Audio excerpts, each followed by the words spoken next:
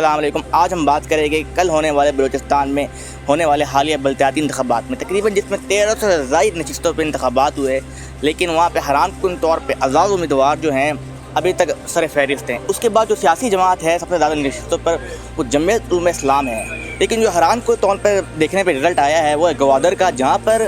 حق دو تحریک کے قائد مولانا ہدایت الرحمان نے 32 میں سے جو ہیں 27 نشستوں پر غیر سرکاری نتائج کے مطابق جو ہے برتری حاصل کر لی ہے۔ اس حوالے سے میرے ساتھ موجود ہیں احمد حسین بدر صاحب، جو کہ پولیٹیکل ویو پہ نظر رکھتے ہیں اور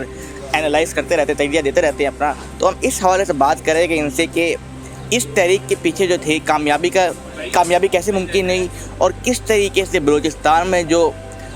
سرمایہ دارانہ نظام ہے، وڈیروں کا جو سسٹم ہے، اس کو ایک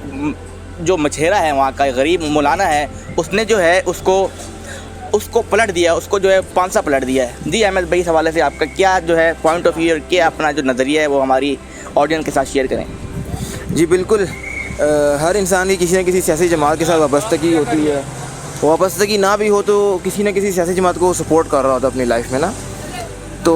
یہ واحد مولانا ہدایت الرحمان صاحب جو ہیں واحد شخصیت ہیں پورے بلوچستان کے الیکشن میں، جن کی فتح پہ مجھے کافی زیادہ خوشی ہوئی ہے، اور لٹرلی ہمیں بڑی امید تھی ان سے کہ وہ ایک حیران کن کامیابی حاصل کریں گے، جو کہ انہوں نے حاصل کر لی۔ دیکھیں، پاکستان کے جو مسائل ہیں نا، ان کا حل وڈیروں کے پاس نہیں ہے، ان کا حل جو ہے وہ جاگیرداروں کے پاس نہیں ہے، سرمایہ داروں کے پاس نہیں ہے، ان کا حل ان پیسے والے احباب ثروت کے پاس نہیں ہے، بلکہ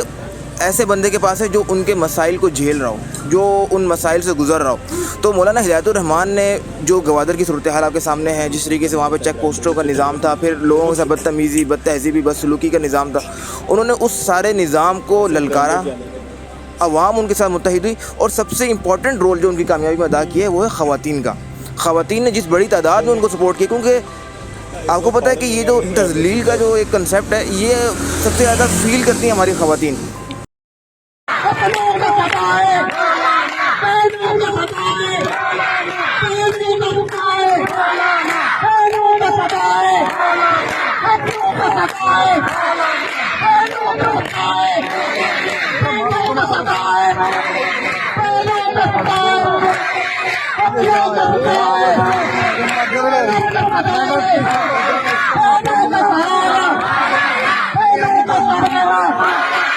جب چیک پوسٹوں پہ خواتین کے ساتھ بے حرمتی ہوگی تو ان کے جو نظر، جو ان کی سوچ ڈیولپ ہوگی، وہ بہت خطرناک ہے، اور یہی وجہ ہے کہ ان کی جو تحریک تھی، جو ان کی ریلیاں تھیں، ان میں آپ نے دیکھا کہ بڑی تعداد میں خواتین نے شرکت کی، اور اللہ تعالیٰ نے ان کو کامیابی دی۔ جو میسیج ہے ہمارے نوجوانوں کے لیے، ہماری یوتھ کے لیے، اور باقی پاکستان کے لیڈرشپ کے لیے، وہ یہ ہے کہ آپ خدا را عوام کے مسائل کو سمجھیں، عوام کے مسائل کے اوپر بات کریں، اپنی سیاسی گفتگو، اپنی سیاسی نظریہ، اپنا سیاسی عملی پالیٹکس کی طرف آئے نا، لوگوں کے مسائل کیا ہیں ان کا حل کریں۔ اب دیکھیں، ان کو فوج سے مسائل تھے، انہوں نے فوج کے اوپر تنقید کی، لیکن فوج کے کردار کے اوپر تنقید کی، ان کی کردار کشی نہیں کی۔ بالکل، تو یہ امپورٹنٹ چیز ہے کہ اگر آپ کو کسی کے خلاف اختلاف رائے ہے تو اس کو اختلاف رائے کی حد تک ہی رکھا جائے۔ یہ نہیں ہے کہ آپ گالی دو تو آپ کو یہ جو غنڈہ گردی ہے اس کے پیچھے بھرتی ہے، یہ کیا طریقہ کار ہے؟ جو حق چاہیے وہ حق مانگو۔ تو میرے خیال سے ان کی اسٹریٹجی بہت زبردست تھی،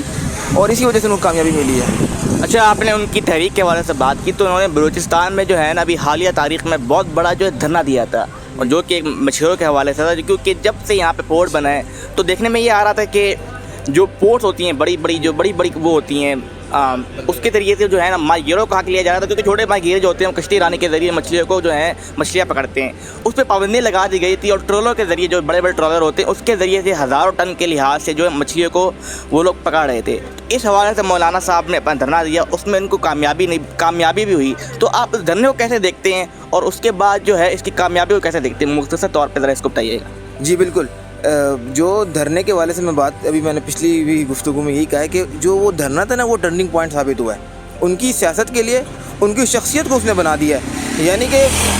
کراچی سے لے کر گلگت تک، اور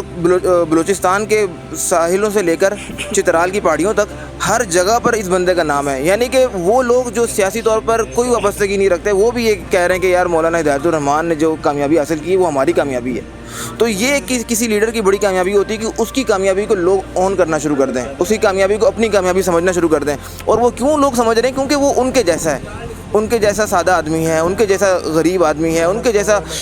ظلمت کا شکار آدمی ہے, تو ایسا بندہ جب کامیاب ہوتا ہے تو ہر غریب آدمی کو لگتا ہے یہ میری کامیابی ہے. یہ تھے ان کے تاثرات جو کہ ہم نے ابھی گفتگو کی ان سے